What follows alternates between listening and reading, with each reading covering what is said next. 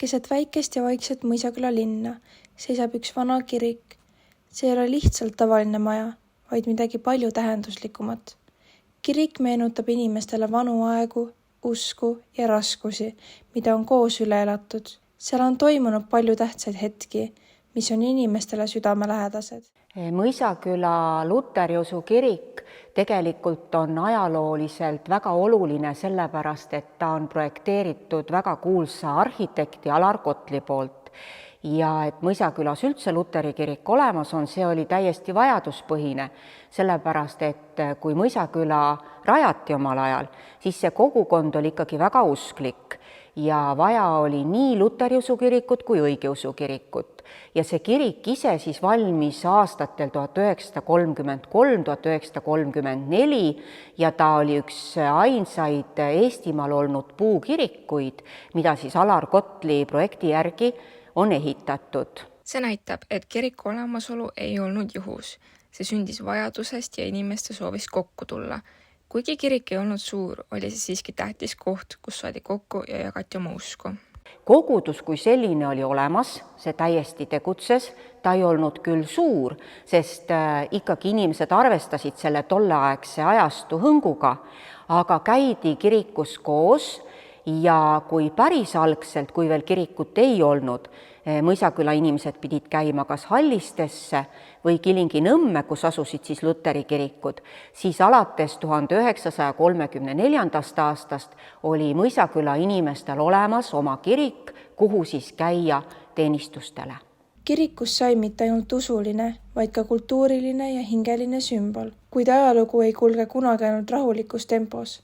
Aastaid hiljem, 1980. alguses hakkasid Mõisakülast levima kuulujutud ja hirm. Paar aastat varem hakkasid toimuma salapärased põlengud, et küll läks põlema elumaja, siis ühe hoone juures asuv laut, samuti raudtee lähedal asuvad kuurid, apteegikuur ja nii edasi. Ja Mõisaküla elanikud mõistsid, et meie linnas tegutseb büromaan. Kas neid on üks või mitu, tol ajal ei teatud. Aastate jooksul muutusid põlengud üha sagedamaks ja inimesed hakkasid kartma. Keegi ei teadnud, kes neid süütas ega miks.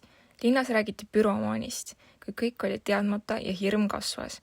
30. aprillil 1983. aastal leidis aset midagi, mida ei oleks keegi osanud uneski näha.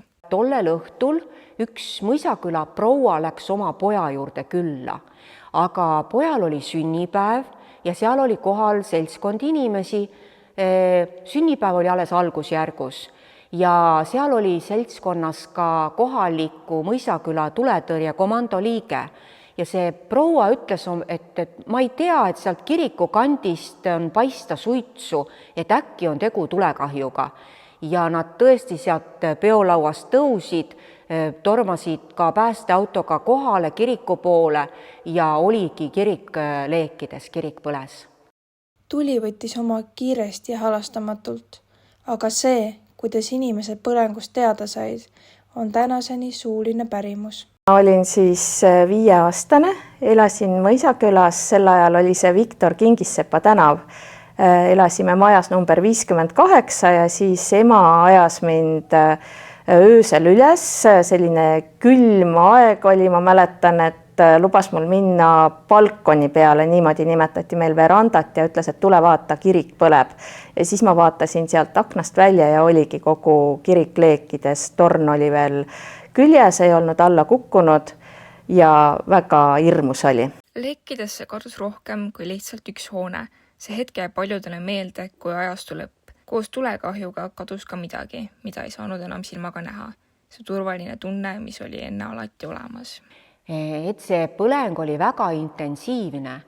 Tuletõrjuja sõnul ta ütles niimoodi, et oli tekkinud nagu tuuletõmbekeeris just torni suunas, et ega väga siia lähedale ei saanud, aga kes ikka päris põlengu alguses siia juurde pääsesid, et need üksikud julged, kes siia sisse julgesid tulla, et suudeti päästa ühe koguduse liikme poolt altarimaal, mis oli siis valminud kunstnik Richard Kiiviti poolt aastal 1936 nimega Päästa mind, issand, ja ta oli just tellitud Mõisaküla kiriku jaoks, spetsiaalselt valminud kiriku jaoks, et see koguduse liige lõikas ta noaga raamisest välja ja see lõuend siis selle sai välja viia.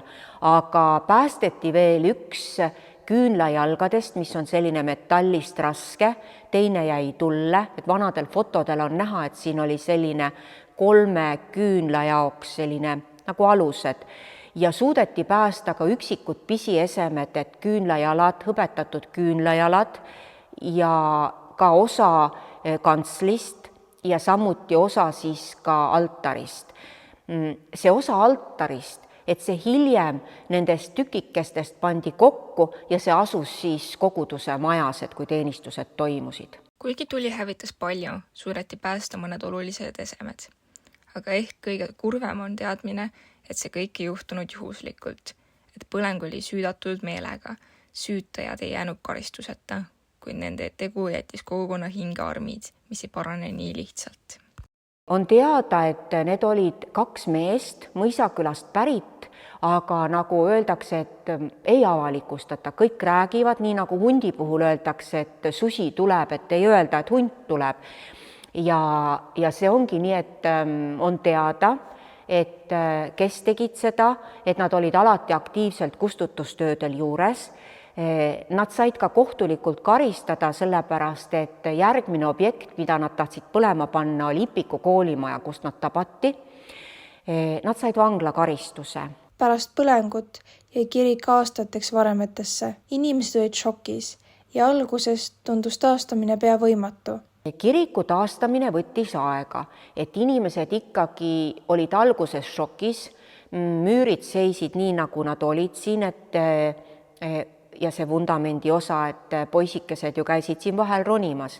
Aga koguduse majas toimusid teenistused ja sealt ikkagi idanes see idee, et kui ikkagi ehitaks selle kiriku uuesti üles, et see oli selline utoopiline idee. Sel ajal elas veel ka minu vana-vanaema Lilli, kes elas meiega koos samas majas ja tagantjärgi ma olen mõelnud, et temale võis see veel eriti selline kurb sündmus olla, sellepärast et siis, kui kirikut rajati, tema oli noor, tema osales siis ka nende teeõhtute ja loteriide korraldamisel, mille kaudu siis kiriku ehitamiseks raha korjati ja ta oli kiriku inimene, et kui ma tema dokumente kodus olen vaadanud, mis on säilinud, et siis on seal väga palju kiriku laululehti, igasuguseid kiriku sündmustega seotud trükitud dokumente siis on väga palju ja ma arvan, et tema lapsed kõik siis käisid Mõisaküla kirikus näiteks galeeris ja olid siis seal varasemalt ristitud. See kõik poleks olnud võimalik ilma kogukonna toetuseta. Mõisaküla inimesed, nii usklikud kui mitteusklikud, panid seljak kokku.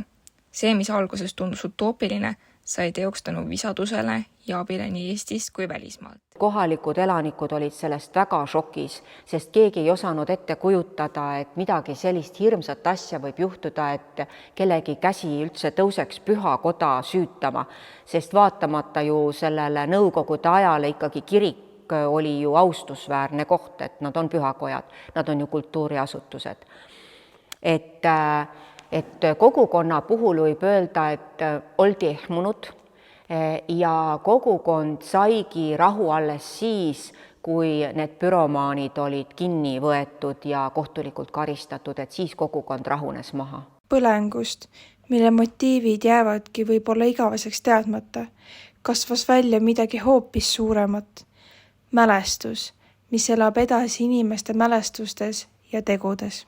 Mitte keegi ei ole ju nagu osanud mõelda, et miks just pühakoda, kuid mul käisid muuseumis kunagi ühed arhitektuuriüliõpilased ja nende õppejõud oli kaasas ja ütles, et see Nõukogude ajastul oli mingisugune periood, kus püüti nagu just selliste usuga seotud objektide nagu esile tuua. Võib-olla siis taheti selle kiriku süütamisega nagu seda kirikut kuidagi esile tuua, kuigi kas need büromaanid nüüd otseselt sellele mõtlesid. See on kõik üks oletuste jada, mida ma ei saa nagu kinnitada. Pärast kirikupõlengut tuli Mõisaküla kogukond kokku.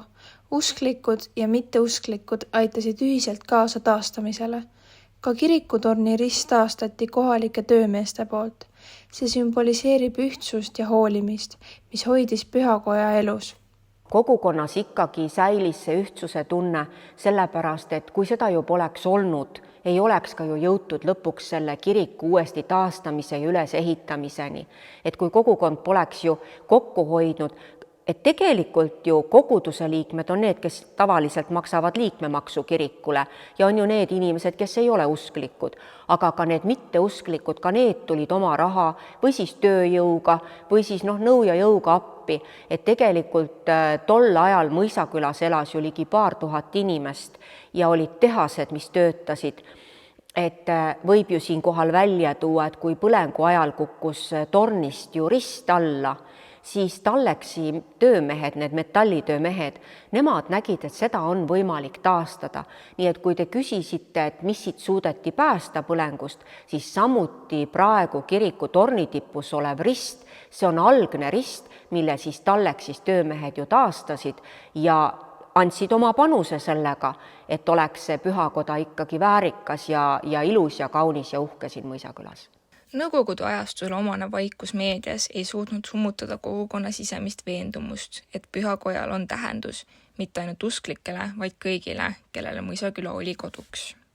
Tegelikult meedias kajastust, kui üldse toimus, siis minimaalselt, sest muuseumis ei ole küll säilinud mitte ühtegi ei ajalehe väljalõiget, mälestustes, mis on sellest kirja pandud, sellest põlengust, ei ole kordagi mainitud, et oleks seda meedias kajastatud. Ma arvan, et jällegi, et tegu oli sügava nõukogude ajaga, see aasta 1983, et pigem võib-olla kusagilt käis nupuke läbi, võib-olla tulekahju uudiste kohta, aga et oleks pikemat kirjutist olnud, seda säilinud ei ole. 1995. aastal asus kogukond taas tegutsema.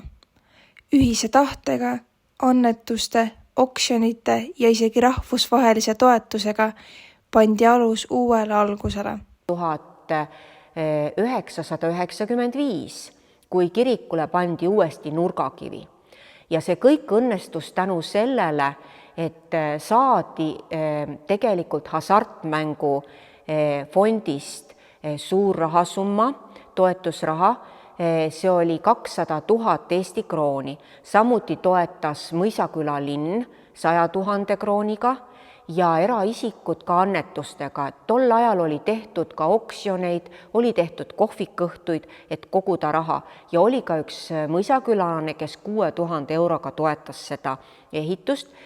Ja mis veel huvitav, et kui Alar Kotli projekti järgi valmis see kirik, siis tegelikult tema pojapoeg oli see, kes annetas ehitusplokid, milles siis see vundament laduda.